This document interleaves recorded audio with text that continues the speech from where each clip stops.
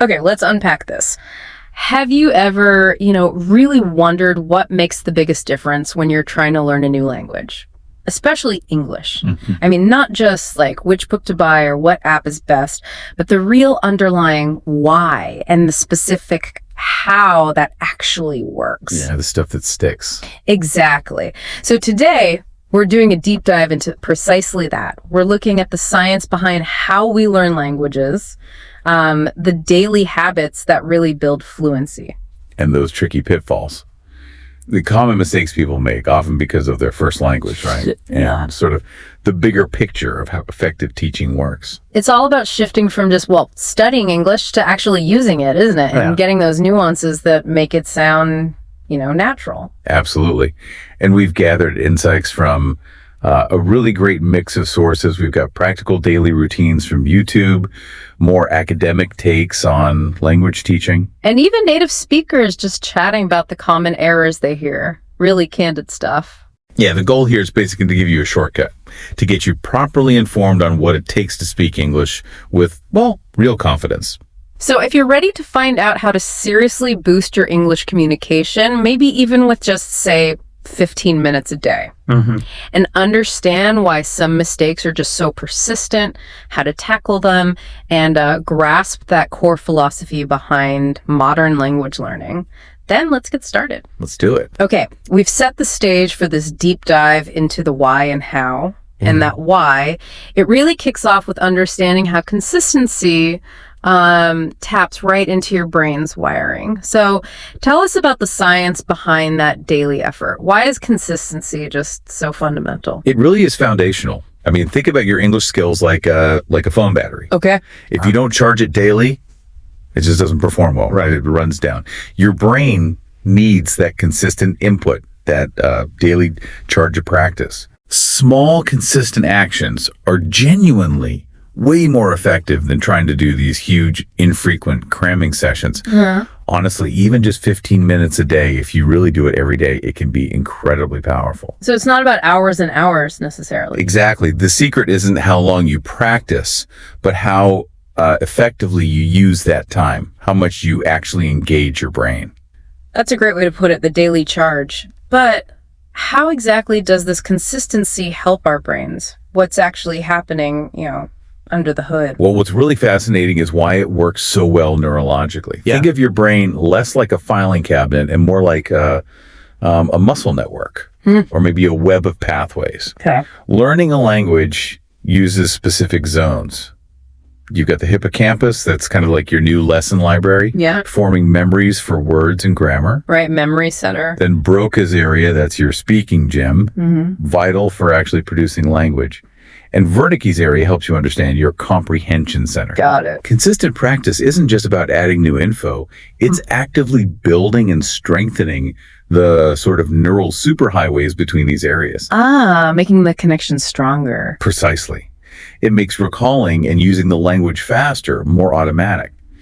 Without that regular workout, those pathways get, a bit rusty, harder to access. So we're literally paving neural roads with daily practice. And a big part of that consistent paving connects to something called spaced repetition, right? How does spacing out reviews make those connections even stronger? Exactly. Spaced repetition is it's a really effective technique, scientifically proven, based on how memory actually functions. It basically involves reviewing information at increasingly longer intervals. So not cramming it all in at once. Right. When you spread out your review sessions, you're cleverly working with your brain's natural tendency to forget things over time. Each review kind of reactivates and strengthens that memory trace. Making it harder to forget next time. Precisely. It ensures the information really shifts from your short-term working memory into your long-term storage. So consistency is, the absolute backbone of making spaced repetition work. It makes sure that knowledge actually sticks. That makes total sense. And it links directly to how we form habits. We all know starting a new habit can be tough, but you're saying daily language practice can genuinely become like second nature. Absolutely. The research is pretty clear. Consistent repetition makes learning feel less like a chore and more just, well, a normal part of your day. Like brushing your teeth. Sort of, yeah. Habits might take, say, 21 days, maybe up to 66 days to really lock in. But once they're established, they just require less mental energy. Now, contrast that with cramming. Right, the all-nighter before the test. Exactly. It just doesn't work for language learning. It leads to really shallow processing. The info goes in, maybe stays for a day, then poof, it's gone. So you forget it quickly. Very quickly. Consistent, smaller study sessions are what encourage deep processing. That's crucial for long-term retention. And actually being able to use the language. It's like building muscle. You can't do it all in one intense day. You need regular workouts over time. Okay, so we get the why. The brain loves consistency, needs that daily charge, benefits from spaced repetition, and turns practice into habit. But knowing why isn't enough, right? Let's dive into the practical how, those daily habits that actually move the needle. Let's do it. Our sources highlighted this great 15-minute daily confidence routine. Sounds manageable. It's designed to activate listening, speaking, thinking. So walk us through it. Okay, this routine is brilliant because it hits those key language muscles quickly. So minutes 1 to 3, it's just a warm-up. Speak about anything at all. Just talk. The aim is just to get the words flowing spontaneously, remove that hesitation, get your tongue and brain working together. Don't worry about perfect grammar or finding the right word. Sure, simple stuff like, okay, today I need to, or yesterday was fun because, or even just right now I'm feeling a bit tired. It just gets you comfortable with producing English sounds. What if that feels really, really awkward at first? You know, talking to yourself. Oh, that's a great point, and it's totally normal. Super common. The key is just start small. Don't judge yourself. Think of it like stretching before exercise. Okay. The goal isn't perfect sentences, just getting the engine started. Trust me, that awkward feeling, it fades pretty fast with consistency. Okay, I believe you. What's next? Minutes 4 to 6. Right, minutes 4 to 6. Mirror talk. Literally stand in front of a mirror, pick a simple topic. My dream vacation, what I like about my city, anything, and speak clearly and confidently to your reflection. To yourself in the mirror, why? It sounds a bit strange, but it's surprisingly powerful. You observe your own facial expressions, your gestures. It helps improve your delivery, your body language, and builds confidence for speaking under a bit of perceived pressure, even if it's just you. Like a mini presentation practice every day. I like that. Okay, minutes 7 to 9. Minutes 7 to 9 is listen and repeat. This is also known as shadowing. You pick a short audio or video clip, maybe 1 or 2 minutes long. Like a podcast snippet. Perfect. Play one sentence, pause the audio, and then immediately repeat it exactly as you heard it. Try to mimic everything. The accent, the intonation, the rhythm. Copying the sound. Precisely. Yeah. This is fantastic for improving your pronunciation, your intonation, getting that natural flow of English. It's like vocal mimicry. Got it. And the last part, 10 to 15. And finally, minutes 10 to 15. Learn useful words. Now, the secret here isn't trying to memorize like 50 words at once. Because you'll forget most of them. Exactly. It's about consistently learning just a few useful words or phrases each day. And this is key, immediately trying to use them.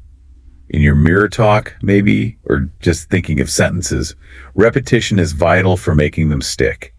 Better to truly know 5 new words than vaguely recognize 50. That 15-minute routine sounds like a really solid, focused way to start the day or integrate into a busy schedule. But obviously, full fluency needs more, right? Engaging with all the skills. Absolutely. That routine is a great activator, but you need to engage with the 4 foundational skills more broadly too. Reading, listening, speaking, and writing. So reading first. How does that help beyond just vocabulary? Well, vocabulary is huge. Of course, you learn words in context. But reading even short things like news headlines, social media posts, maybe a page of a simple book, it naturally improves your grammar too. You just see how sentences are built correctly over and over. So you absorb the patterns. You absorb the patterns. And definitely keep a small notebook handy. Jot down new words, maybe with the sentence you found them in. Good tip. Okay, what about listening? often feels passive, but you're saying it's crucial. It's the gateway, really. Active listening trains your ear for the sounds of English. It massively helps pronunciation because you hear how words are actually spoken in connected speech, not just isolated dictionary sounds. Right, how people really talk. Exactly. And it teaches you natural phrasing, rhythm, intonation. Even if you don't understand every single word at first, your brain is still processing learning patterns. So listen to things you enjoy. Podcasts on your hobbies, English songs. Maybe look up the lyrics news channels like BBC or CNN. Make it engaging. Okay. And speaking, the scary one for many, you mentioned it's like exercise. It really is. Exercise for your mouth and brain. It builds confidence, improves fluency because it forces you to think faster, retrieve words quicker, and importantly, it shows you where your weak spots are. Which feels bad, but is actually useful feedback. Absolutely. Mistakes are not failures. They are proof you are trying, proof you are learning. They're signposts showing you what to work on. So don't wait for perfection. Talk to yourself. Narrate what you're doing while cooking or cleaning. Find a language partner online. The initial focus should just be communication, getting your message across. Fluency follows practice. Makes sense. And finally, writing. How does that fit in? Writing is like holding up a mirror to your English.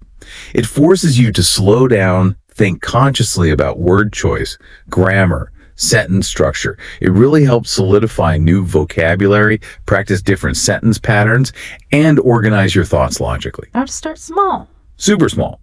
Write 3 sentences about your day.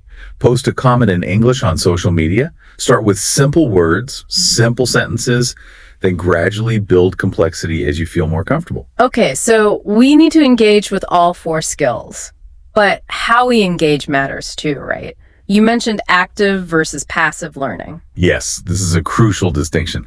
Active learning is when you're really, using your brain creatively, thinking carefully, like that 15-minute routine, summarizing something you read, explaining a concept out loud. That's deep engagement. And passive? Passive learning is more like just letting the language wash over you. Yeah. Having a podcast on in the background while you're doing something else, mindlessly tapping through an app. It has minimal benefits. Maybe your ear gets slightly more used to the sound, but not much real learning happens. So just listening to English music while working isn't really active learning. Not in a deep sense, no. It's nice, it creates an environment, but for active listening practice, you need to engage. Try to really understand what's being said, maybe transcribe a short section, or do that shadowing technique we talked about. What about apps like Duolingo or Memrise? They can be quite helpful, especially for beginners, for building initial vocabulary and basic structures. But as you advance, you need to supplement them with more active, creative use of the language to really progress beyond just recognizing words or simple phrases. Something that ties into this active engagement is the idea of thinking in English. That sounds quite advanced, but how does it actually help fluency? This is such a powerful habit to cultivate. When you think directly in English, you completely bypass that mental translation step from your native language. Cutting out the middleman. Exactly. Which makes your speaking and understanding much faster, much smoother. It improves fluency dramatically and makes English feel more, natural and integrated, rather than this constant code switching pull. How do you even start doing that? Consciously.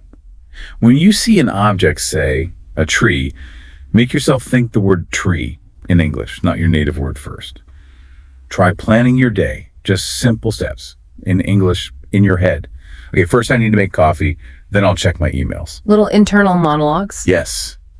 It takes deliberate effort initially, but over time becomes more automatic. It makes English a part of your internal world, not just something you study. The payoff for fluency is huge. Okay, this is all great practical advice. Now let's shift gears a bit and navigate the sometimes treacherous landscape of English pronunciation and those common mistakes that learners often make. Why is pronunciation so important? And honestly, why is it often so difficult in English? Pronunciation is absolutely vital. First, it directly impacts whether people understand you easily. Second, clear pronunciation boosts your confidence immensely. And third, it's a key component of overall fluency sounding natural. And the challenges, they seem endless sometimes. They can feel that way.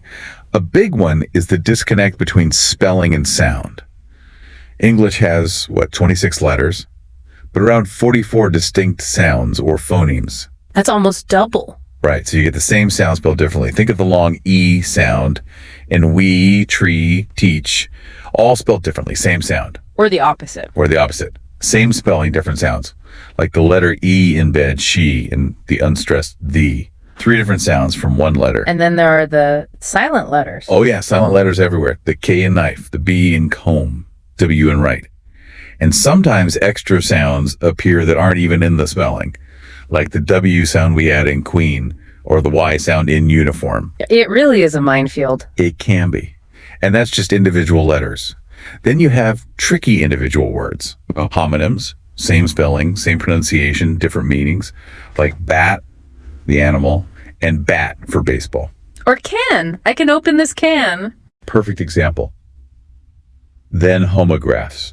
Same spelling, Yeah. but different pronunciation and meaning. Like lead, the metal lead, versus lead to guide, leads. And homophones, my favorite confusion point. Ah, yes. Different spelling, different meaning, but exactly the same sound. Think two, and two, or there. Writing them is fine, but understanding them just by listening.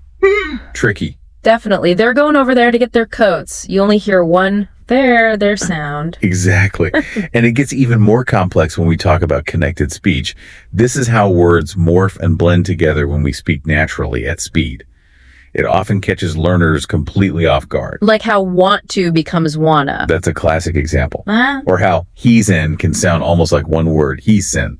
That linking is called catenation. Okay. Sometimes we even add sounds between words to make them flow. Like in go on, you might hear a little dewy sound sneak in. Go on.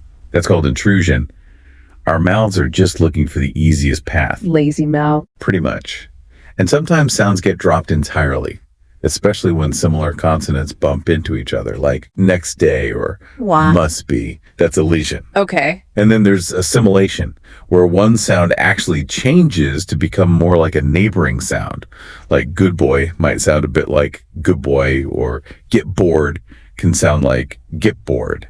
These tiny changes make native speech sound fast and smooth, but confusing if you're expecting dictionary pronunciation. Wow. Okay. So it's not just individual words, it's the whole flow. Exactly. And then you have word stress, emphasizing the right syllable in longer words. This can actually change the meaning, like present a gift versus present to give something. Right. Object verb pairs often do that. They do. And intonation, the music of speech. The rising and falling pitch conveys so much. Questions, statements, surprise, sarcasm. Getting it wrong can change the whole meaning or feeling. Plus, you have all the different regional accents. Too. Okay, it's complex. So how can learners actually tackle this? Any practical tips? Definitely. Our sources offer some solid advice. First, listen widely. Expose yourself to lots of different native speakers, podcasts, news, movies, music. Get your ear tuned in. Okay, immerse yourself. Yes. And try to learn the basic 44 English sounds, the phones. Knowing them helps you target specific difficulties. Use online dictionaries that give phonetic transcriptions and, crucially, have audio examples. Click that speaker icon. Hear the actual sound. Hear the sound. And very important, learn pronunciation together with new vocabulary. Don't just learn the word, learn how it sounds immediately. Say it out loud. Makes sense. Another powerful technique. Record yourself speaking. Then listen back critically and compare yourself to a native speaker model. Not just word by word, but the rhythm and intonation of whole sentences. That takes courage, but I can see how it would help. It does. Also practice tongue twisters. They're fun and great for specific sounds, rhythm, and fluency. Use pronunciation apps. Many focus on specific sounds or connected speech. Sing along to English songs, fantastic for rhythm, melody, and intonation. Like karaoke for pronunciation. Exactly. Join language exchange groups online or in person for real-time feedback. And finally, if possible, consider a course with a qualified trainer. Structured practice and personalized feedback can really accelerate progress. Great tips. Now let's talk about those common mistakes that native speakers often notice. It's interesting that many are just natural transfers from someone's first language, right? Absolutely. And it's important to remember, native speakers are usually quite patient and can figure out the meaning from context.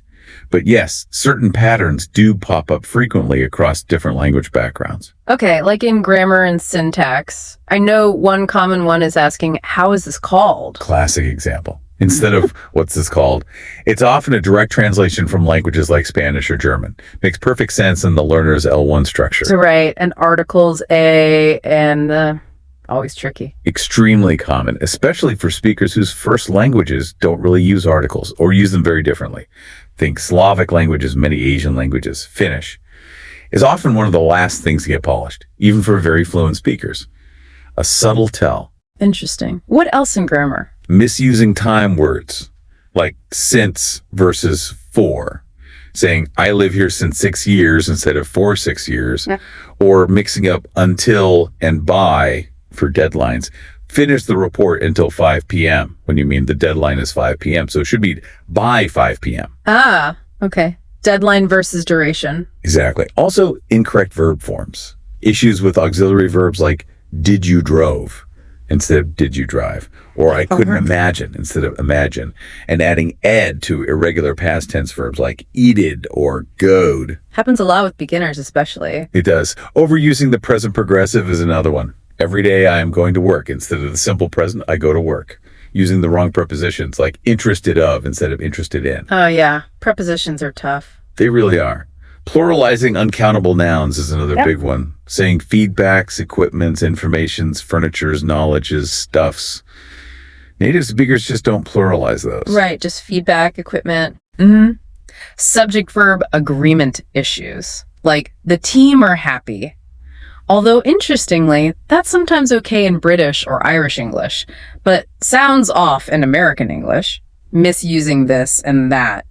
Word order problems, especially in questions, why she did that instead of why did she do that? Using doubt when you mean question. Yes.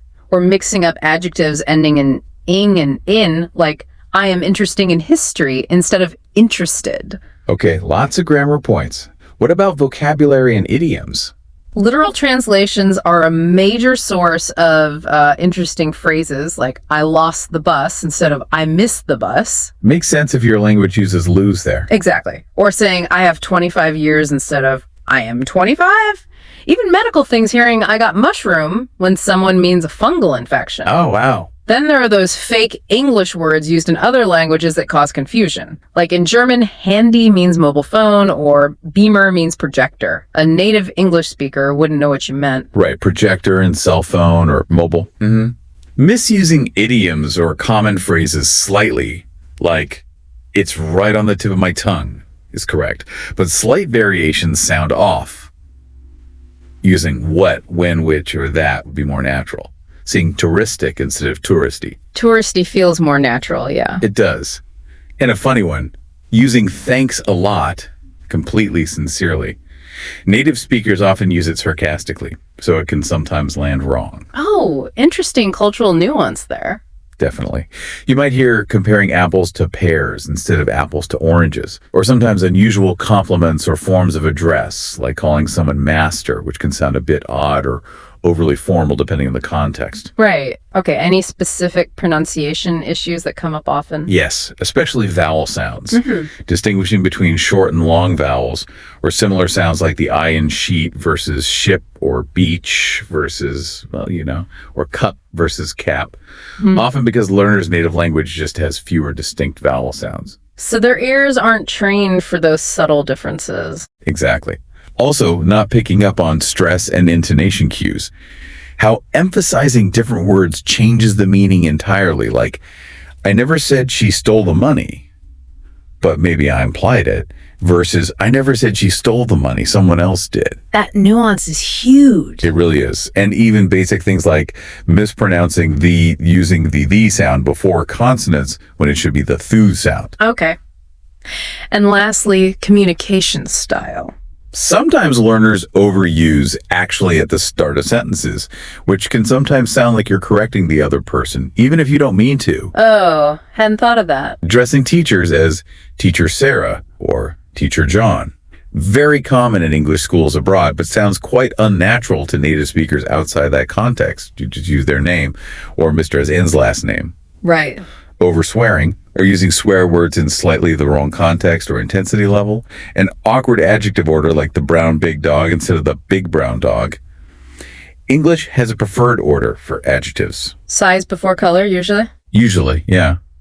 Other mix-ups like learn versus teach, borrow versus lend, and the negative yes response answering yes to a negative question like, you don't like spinach, when you mean, yes, I agree, I don't like spinach.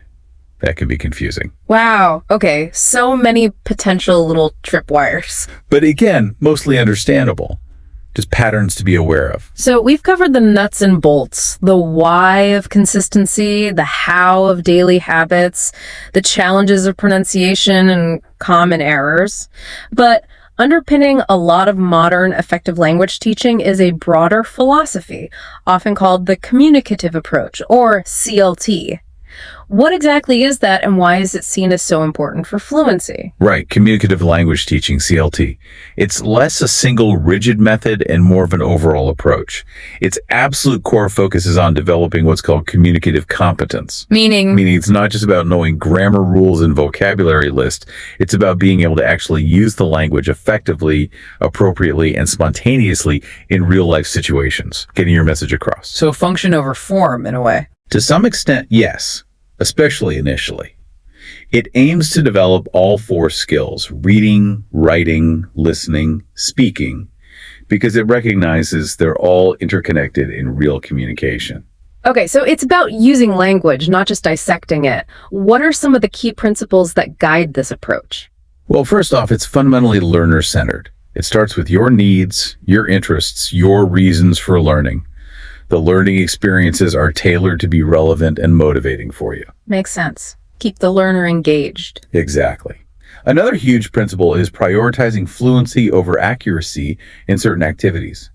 The main goal is getting you to use the language spontaneously and effectively. So during activities focused on just communicating, teachers often won't jump in to correct every little grammar mistake. So mistakes are okay, even encouraged sometimes, if you're focused on getting meaning across. That must take a lot of pressure off. It really does. It encourages risk-taking, which is essential. The idea is fluency practice should often come before accuracy practice. Get comfortable speaking first, then refine the details. What if? It also emphasizes language in chunks and tasks. You learn language through functional units, phrases, common expressions, and through completing simple, familiar tasks, like learning how to order food, or talking about your daily routine, or using a train timetable to practice the present tense, real-world scenarios. Yes. And there's a strong importance placed on speech. Lots of opportunities for oral practice and expression. Grammar is often taught functionally. And incidentally, you learn the grammar you need for a specific communicative situation, rather than systematically working through abstract rules detached from context. So learn grammar as you need it to say something specific. Pretty much. And the teacher's role shifts dramatically. Yeah. They're not the sage on the stage lecturing, they're more of a facilitator, a guide on the side. They set up tasks, provide resources, create opportunities for communication, and often participate alongside the learners. More collaborative. Very much so. And finally, assessment tends to be less formal. More emphasis on ongoing observation, maybe teacher-created quizzes relevant to the tasks, and self-assessment to get immediate feedback rather than just relying on big formal exams. It's about tracking progress dynamically. It sounds like a really practical, engaging, and less intimidating way to learn. What are the main upsides for someone aiming for fluency? The advantages are pretty significant. It really helps develop strong speaking habits and confidence. It genuinely centers on learner needs, making it more relevant. It uses natural learning settings that mimic real communication. It integrates things like audio and video effectively. And as we said, the teacher as facilitator often leads to more active engagement from the learner. You feel like you're doing it, not just being told about it. Yeah, that active part seems key. But like any approach, it probably has limitations or downsides, right? Where might CLT fall short? That's a fair question. No approach is a silver bullet. CLT might be less effective if teachers aren't properly trained or comfortable with that dynamic, facilitating role. It demands more flexibility than traditional methods. It can also be challenging to implement well in very large classes or within rigid educational systems. Resource constraints, maybe? That too. Creating high-quality, engaging, task-based materials constantly can be demanding for teachers. There's also a potential for inconsistent quality or overly subjective assessment if clear guidelines aren't in place. And some critics argue that focusing mainly on functional grammar might not provide a deep enough grammatical foundation for learners who want to, say, analyze complex literature or write very formally. It's about finding the right balance for the learner's goals. Right, matching the approach to the objective. Okay, so let's try and tie this all together. What does this deep dive really mean for you, the listener, trying to get fluent in English? Well, I think the biggest takeaway is that the path to fluency isn't about finding some magic bullet or just passively logging hours. It's truly about consistent, deliberate, and crucially active engagement with English. It's rooted in how your brain is actually wired to learn, and it's most effective when guided by principles that focus on real-world communication, like CLT. And connecting it all. Every small active step you take matters, doesn't it? Hugely. Whether it's spending 3 minutes talking to your reflection or really concentrating on understanding a podcast segment or practicing 5 new words until they stick, or even just noticing how connected speech works. Yeah. All of that is actively building and strengthening those crucial neural pathways. And understanding why certain mistakes happen, like we discussed, can help build patience, right? With yourself and maybe with other learners too, turning those frustrating moments into learning opportunity. Exactly. Seeing them not as failures, but as signposts. Stumbling blocks become stepping stones. It really is a journey, isn't it? Not a race. By embracing these consistent habits, focusing on active engagement rather than just passive exposure, and maybe keeping those principles of communicative learning in mind, you're not just studying English. You're integrating it, making it a natural, usable, confident part of your everyday life. So perhaps the final thought for you listening is this. Considering everything we've unpacked today, the science, the habits, the hurdles, the approach. Which single habit or maybe insight really resonated with you? Which one thing are you going to commit to integrating into your English learning journey, starting, say, tomorrow? What small, consistent action will you take that might just surprise you with how much progress you make?